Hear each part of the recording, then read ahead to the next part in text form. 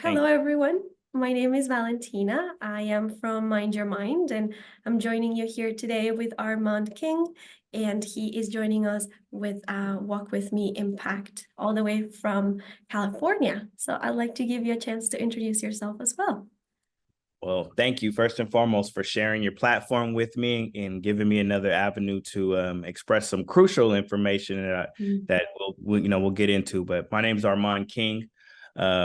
I am a youth advocate. I am a active community member engaged in helping communities to improve. I come from a background, if when we talk about at-risk youth, if there was boxes to check off, I could probably check off most of them. And I'm just really grateful to God that I'm still alive and here. Most of my friends, my 8 out of 8 of my best friends, I'm one of 4 that's still alive. Most of my friends aren't here to tell their stories. So I utilize my past, my friends' past, as rocky as it was, to help other people not to go down those paths, and also to communicate with those that are in those paths on how they can get out, because I have seen through my own life and others of the ways that we can get out and live prosperous lives. So I'm a friend. Absolutely. The work that you do is honestly very inspiring, Armand, and I really want to hear a little bit of more about like the work that you do in Walk With Me Impact, and all the work that you do with at-risk youth. Can you give us a little bit more insight? Absolutely. And I'm never really sure how to introduce myself, but I do a lot of things. Thankfully, I'm a very creative person. Always have been since a child. I'm an author. I have a few different books that are out. I create curriculums.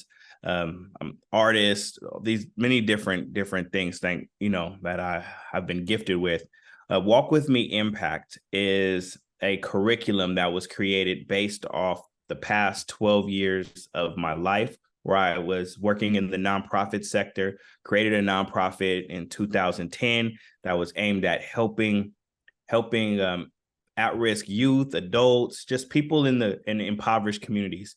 And I can't lie and say I wanted to be a youth advocate or help the community, because I didn't. Not that I didn't want to, it was just that was not in my foresight. That was not a part of my plan for life. It wasn't. It wasn't until a group of young men that had been following in my footsteps, me and my friends' footsteps as kids. These were younger kids that were in the neighborhood that were looking up to us, who were growing up in similar ways. Me and my friends, we didn't have fathers in the household, didn't have mentors. A lot of us were raising ourselves, and we got into a lot of different activities that the streets made readily available to us, that media promoted to us, and we thought were the right path, from pimping and prostitution to gang involvement to drug sales, drug use, typical things that still are prevalent today in these communities, impoverished communities, marginalized communities. And so I started doing this work after seeing these young men. And at this point in time, I knew I wanted to do something to help them not go down these same toxic paths. When I looked out in the crowd, it was literally a crowd of these young individuals that were brought to me. And when I realized like they were following in footsteps I had grown out of already. And when I saw them, I saw the faces and reflections of my best friends that were dead. And something had to happen. And I didn't see this coming from our government. I didn't see this coming from our city and county. I didn't see the help coming. And at this point, I'm 30 years old, and I didn't see it coming. And still now at 40 years old, it's still not there. Like with the amounts of money we have, we invest so much into prisons and other legal, the prison industrial complex of the court system, but we don't invest into prevention. We don't invest into helping these individuals not go down that path. And so I've never been the one to wait for somebody to come help. I believe as a people, we're smart enough, we're good enough, we can go do it ourselves. Yes, the help would be, please help us, but don't wait for someone to help us after they've shown that they're not intending on helping you. So I created a nonprofit, started creating these programs. I didn't know how to create programs. I never created a program before, but these were programs based off of the thought, what did I need? What did my friends need? How would a program help me? How would they deliver the message? And so I started doing these different things with entrepreneurship, with using hip hop, using music as the Trojan horse to teach young kids. Started a program called Empire Entertainment Music Program, inspiring rising entrepreneurs for kids in school. Created programs for survivors of human sex trafficking, for the ladies that were involved and needed to get out. Created a program for them. Specifically use the culinary industry to teach people through culinary how to own businesses, not just be workers in restaurants. How do you own the business? How do you manage it? And through these programs over the course of a decade, I learned a lot of things that worked. And so I took those things and really started incorporating them into a package, a mentorship guidebook, and a way to deliver this message specifically to this first phase for young at-risk males. And I think that the curriculum was birthed out of a place. I was in Houston, Texas, and I was doing a training for this group called Crime Stoppers. And during the conversation we were having around trafficking, when we talked about the man, it was like lock him up, burn him, kill him, scumbag of the earth, right? And rightfully so, I understand where that mind frame comes from. And trafficking is not something to joke around with, and it damages lives, right? But the thought is, even the man that was involved was a little boy at some point, somebody's grandson, nephew, brother, and that person didn't want to do this when they were 7 years old, 10 years old. This came about later from a lack of opportunity, lack of resources. So how do we reach them too, and not just wait for them to mess up and then lock them up or kill them? How do we help them? So from there, I started drafting this book up for kids. Like, what did my friends need that would have diverted them from this lifestyle in the first place?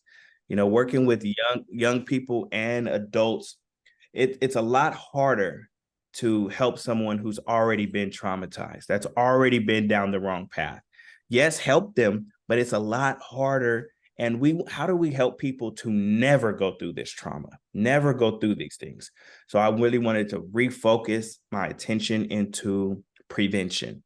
And this curriculum was birthed. It took a few years process to get it to where it is now. And not only is it a curriculum aimed at for people to teach young men, but it also helps the instructor, the mentor, the parent, even whoever's administering the program, on how they can be better and also understand the population they're working with.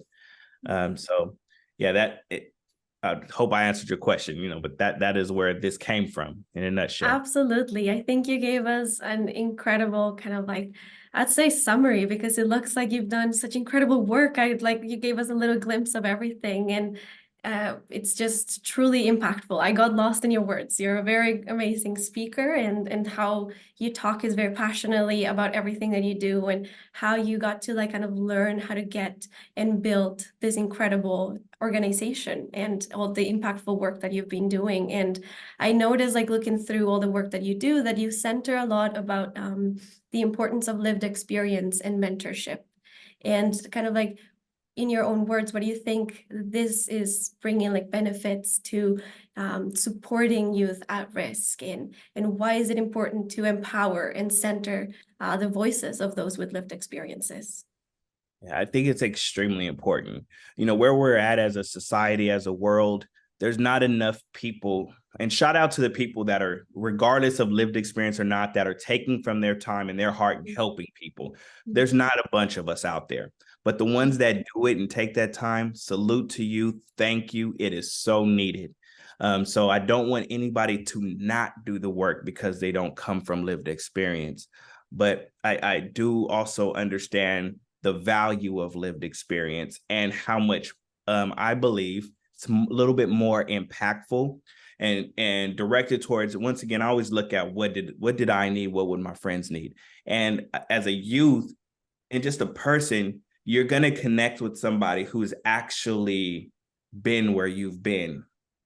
Actually, it's harder to listen to someone who's never experienced, like, for foster youth. If they're listening to someone who grew up in foster care and made it out, and it's a lot easier for that person to connect because they've been in those same shoes. So for the most impact, someone of lived experience is a lot easier and a lot more palatable to digest for someone who's going through it now. And so that is a focus point of mine, and centering that voice and having that voice lead if possible. And if that voice isn't there, don't stop. Don't use that as an excuse. Or I'm not going to help. I've never been to prison before. I'm not going to help somebody that was incarcerated. No. And like with this curriculum, one of the things I wanted to do, because I realized there's a lot of teachers, parents, people that work with youth who have the heart, they care, they love the youth, but they don't come from these backgrounds. So I wanted to empower them with lived experience tools. So like we created a series of videos that go with the curriculum with lived experience folks talking about these pieces to kind of break the ice. And now the person that doesn't necessarily have lived experience can come in and discuss too. We created that. That's why I wanted to instruct and teach the person administering it to understand the population that they're working with, and have the guides and the books. The voice that's leading from the books is something of lived experience. And if you, as the youth listening to this, have been or in that situation, you're going to recognize that. You're going to recognize that voice. And there's a lot of great curriculums and things out there that don't lead with that voice, that lead with an academic voice, and lived experience experts kind of like the second hand or ad lib in there or some kind of little but not the leading voice. This is the reverse. And I know a few groups locally where I'm at that have a curriculum they're using that's kind of like the standard for mentorship, but it leads with academia. And then the lived experience folks have to translate it, have to make it make sense for them because it doesn't fit. So this was like the reverse to help others from non-lived experience, and even the lived experience experts who have the heart, passion too, and background, but they don't know how to deliver this. There's no organized method for them to get these thoughts out. And so this is a tool for both parties too. Yeah, and I hear what you're saying as a youth, and that you are reading a book or a curriculum. There's a lot of times it's very academic and it's not youth friendly. It's not speaking a plain language, a leading voice, as you're saying, in a way that you can understand, you can process, and you can make it your own. And It's wrote for the adults. It's wrote for the people who've made it already, who are in a different state. So I had to put a major disclaimer in the beginning of the curriculum, was like for the academic world, for people like, look, when you read this, it may not even make sense to you. It may like, why did he put this word? It should have been structured like this, because when you read it, it's going to flow like you were the person talking to this kid, and they're going to, because that's our goal. It's not for us to learn more. It's not for us to feel, oh, this is so grammatically correct. No, you're trying to reach this kid to save their life. Yeah. And that's what it basically said. Just read it. Trust me. Yes. Trust me, please. Please. Yeah, and I think it's amazing how you use like art and you use music to speak a language, to speak the language of the youth in a way that you can get through them. And it doesn't feel like there's any power dynamic in any way. And I think that's very important in any work that we do with youth, and the work that you do with at-risk youth. And through all of these years of working with at-risk youth and your experience in the field, what has been kind of like your favorite or most inspiring moment in this journey? Okay, got you. Really quick on the music and art. Not even just youth, as human beings, we all learn differently. You can have a twin that grew up in the same household, same parents, ate the same food, same schools, same clothes. And you and your twin may take in information differently. One person adapts to art, one adapts to music, one needs the word, one needs to physically touch, all of these methods. So I wanted to infuse all of these into the curriculum. So, because I don't know who that youth is that's getting this information, and I don't want to miss them, because all it is we're reading a story, or Mm. or it's just art. And there's people who could care less about art.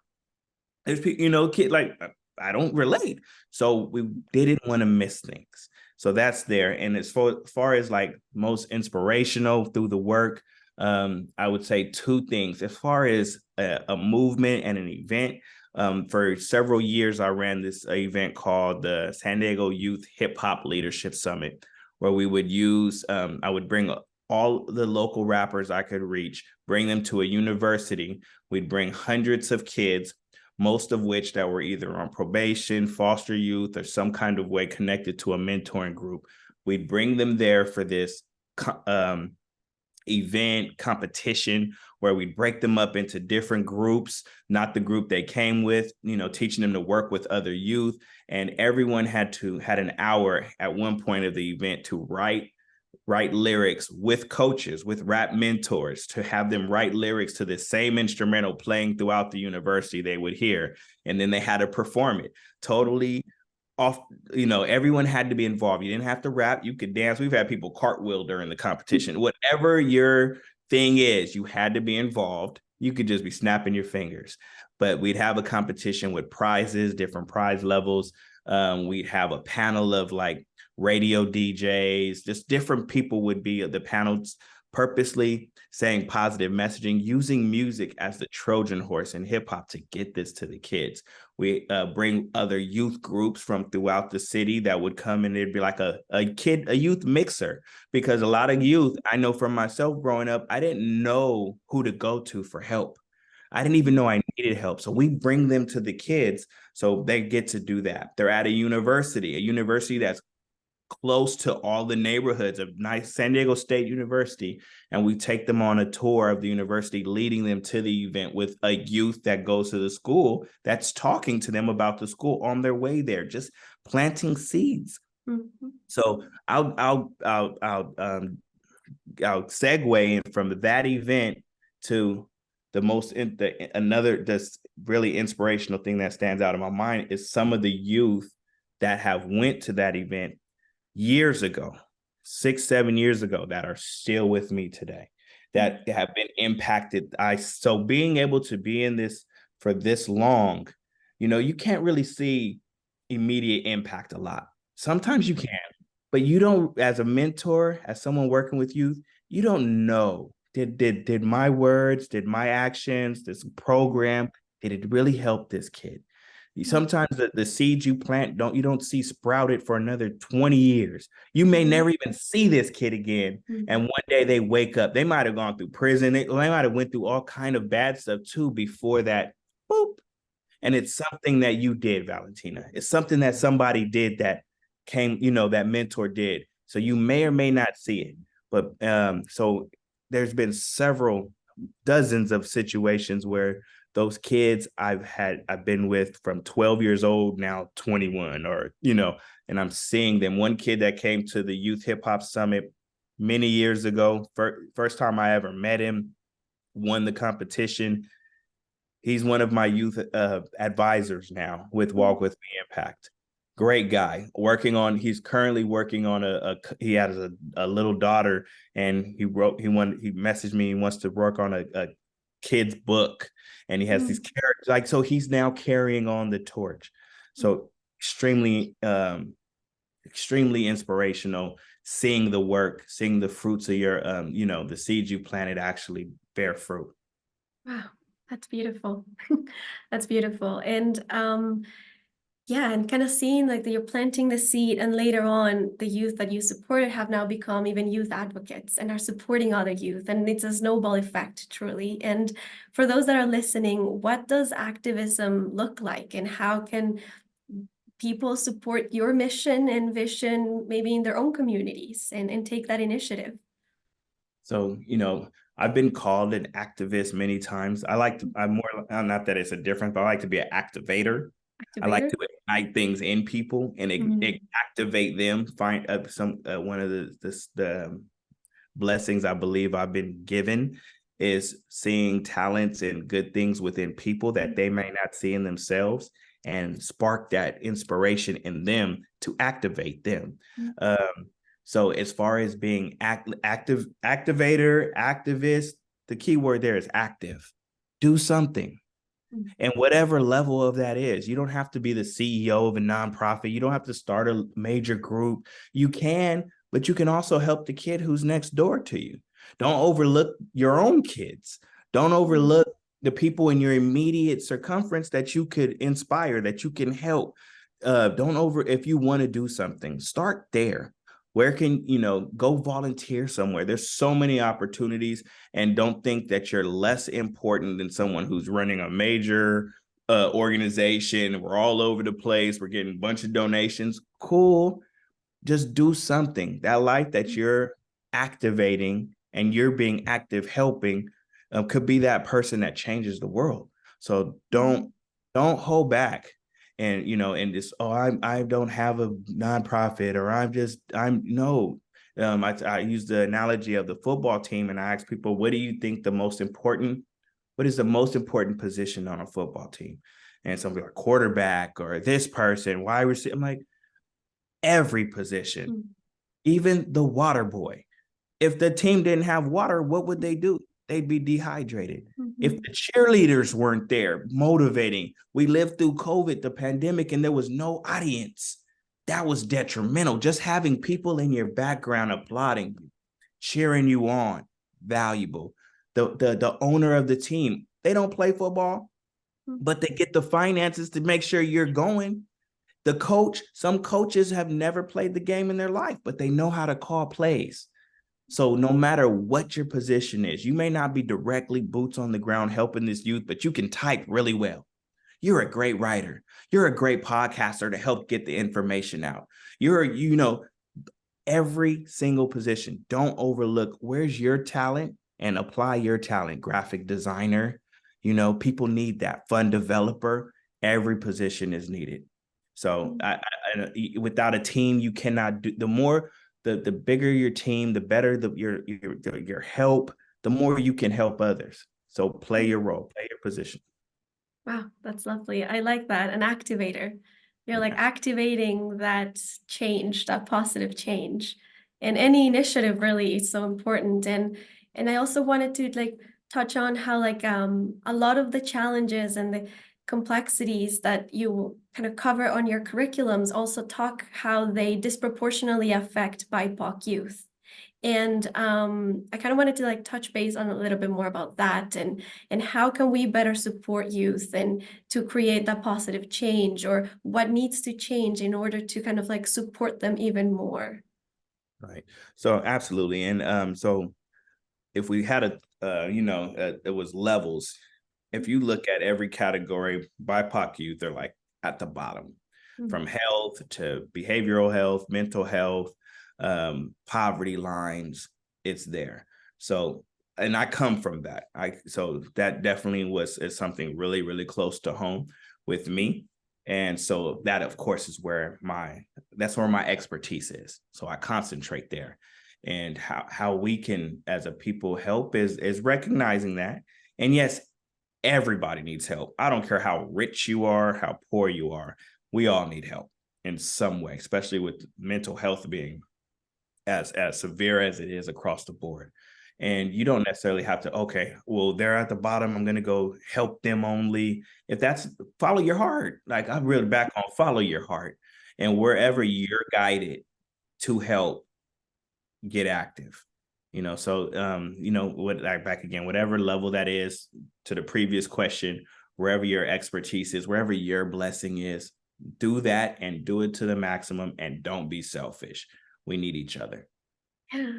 And wow, that was a beautiful answer. Sometimes I lose my train of thought just by hearing everything that you're saying. I'm just like paying like such detailed attention. And I did wanted to also like touch base on mental health. As you know, with Mind Your Mind, we like to like every work that we do is all regarding mental health and youth mental health. And in your work, what does mental health conversations look like? Mental health awareness? Can you tell us a little bit more about that? Yeah, so major mental health, it's in recent years has been heavily talked about, right?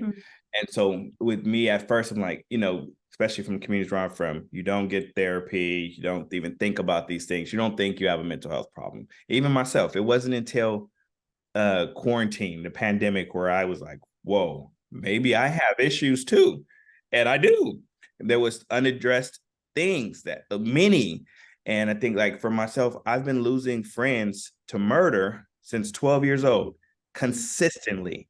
Best friends, cousins to murder, like being at war for my lifetime. And from 12 to 15 for the next best friend, going to funeral services, seeing dead bodies as a kid, and you cry, you go to a funeral service on Friday, you're back to school on Monday with teachers that are expecting you to study and read Huckleberry Finn or whatever it is. And when you're not there, and you don't, as a kid, you don't know that I'm traumatized right now. Mhm. I had to wipe these tears, and not one adult even asked, "Are you okay?" There was no therapy, there was no break session, and then you do that multiple times, year after year after year, on top of being impoverished, not knowing where you're sleeping at sometimes.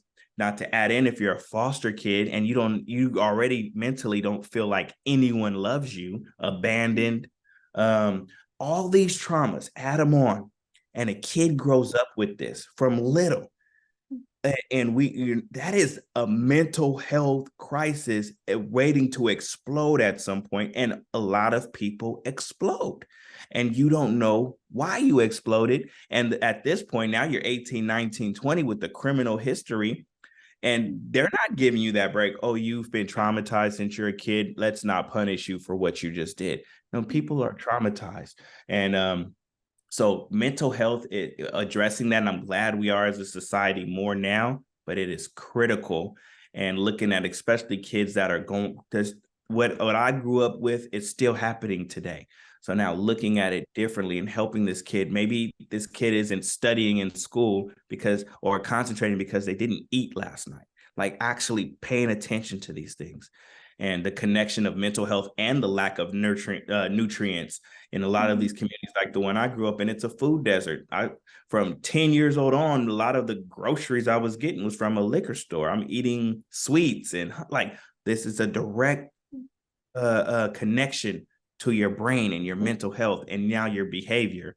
I think as a society, we're looking more at that, but it does play a role. And through this curriculum, I'm pointing at these things. I'm creating a coloring book that's about to come out for the younger kids. But we're talking about death now. Like no one talked to me, and probably no one knew to talk to me or my friends. But this is helping that mentor talk about it, talk about death, talk about jail, talk about poverty, help the kids understand ways to get out of it legitimately. Because if you don't now, they're going to try something else. Most of the people I know who end up getting some kind of criminal record early on, it was some way of trying to, because the lack of money, not because they were a bad person, going to steal from this store, going to steal food, stealing clothes because you needed school clothes, these different things. So like address these things to prevent the mental health breakdown later.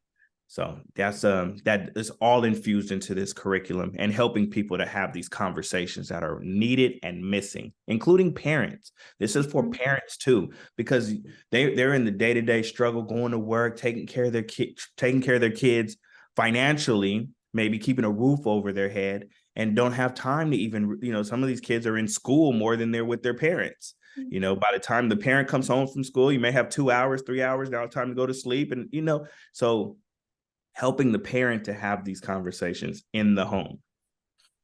Incredible. Yeah. And there's a lot of times as well where as you mentioned, like there is trauma, there is a lot of like challenges and difficulties, and when mental health is not a topic of conversation, you truly don't know whether you need to kind of like seek or reach out for support, or when is a moment that you need and should be reaching out for support. And we can see a lot of youth as well use substances to cope Oh, with these mental health challenges and kind of like issues as well. So I noticed you have a curriculum about like bringing awareness to the fentanyl crisis. And could you touch on that one a little bit more as well? yeah, absolutely. And it's just going in from the last question. I forgot about that. Like, as these deaths are happening, as these traumas are happening, you find your way into a substance, be it cannabis, alcohol at 14, 15, 16 years old, other drugs. You're looking for that escape. And that becomes your therapist. Once you're just young or old and you start infusing alcohol or other harder substances, now you're making decisions that you wouldn't make with a clear mind. But the whole reason you're reaching for that is that mental health piece that you don't realize is why you're reaching for it. And so even more now with the crisis, with the fentanyl epidemic that's happening, the crisis is we've had drug crisis in our past, nothing like this to where you die instantly. Like your first time, like you hear in the past, you hear somebody overdosing, you would think, oh, they're just a habitual drug user, or they were strung out on heroin for a long time, and you thought you were a druggie. People, so I don't even call this overdose. Most people that I know that have died of fentanyl were not looking for fentanyl. It was in something that they were using because of that mental health, because of that addiction, and they died. They were poisoned. So fentanyl, it could be your child is going to this party for the first time and trying something for the first time and not make it out. So this more people have died of fentanyl than guns in the past year. This is probably the worst drug to date and manufactured. It's a pharmaceutical drug. This was created, and it definitely needs to be talked about because people don't know, and there's not enough awareness out there. So definitely, as this is a critical thing to discuss now, it is infused into our curriculum. My team goes out and does trainings throughout wherever we're called. We'll go do trainings on it, awareness, and presenting it in a way kids will listen to, not just your brain on drugs, don't do drugs, but like really make them understand. And then at the end of our presentations, now we point them to let them know how old you can be to go seek mental health treatment, and to end it there and make sure they know that they can seek help if they are in need of help. And for those that would be interested in the curriculum or the training, how can they go about it? Do they find it on your website? Yeah. Yeah. So everything's on our website, walkwithmeimpact.com, or www.impact.com. We're on every social media platform, pretty much all the major ones. You can just look up Walk With Me Impact, and all of our, we sell packages of the curriculum. We do our trainings. Go to the website, but also if you look us up online, we're easy to reach. We're not hard to reach. You will find us. We are looking for you to find us so we can help you help others. And just reach out. We're social media, website, and Amazon as well. If you just want to pick up the books, they're there. We have a lot of literature and coming soon, the coloring book for the young kids. Amazing. And I just have one last question to close everything off. If all the youth in the world could hear a message or some words of wisdom from you, what would you say to them? What just came to me immediately is you are more than your surroundings. You do not have to be what you think you have to be, what society is maybe pressuring you to be, what your family was. Follow your dream. And if you don't have a dream and you have it yet, it's okay. If you have a talent, if you have something you like, today's society is different than it was when I was growing up, because you got more options now than I did when I was a kid. Podcasting, YouTubing wasn't an option then. Right now, if there's something you really like, I don't care if it's collecting dolls, there's a way to make money off of it. Double down on what you like. Don't worry about what people say you have to do.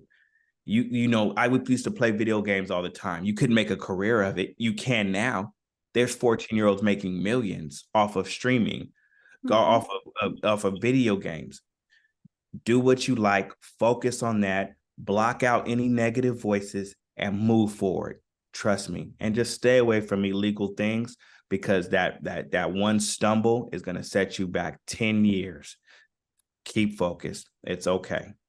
Go get your money. Live Nice. right now. You don't have to wait.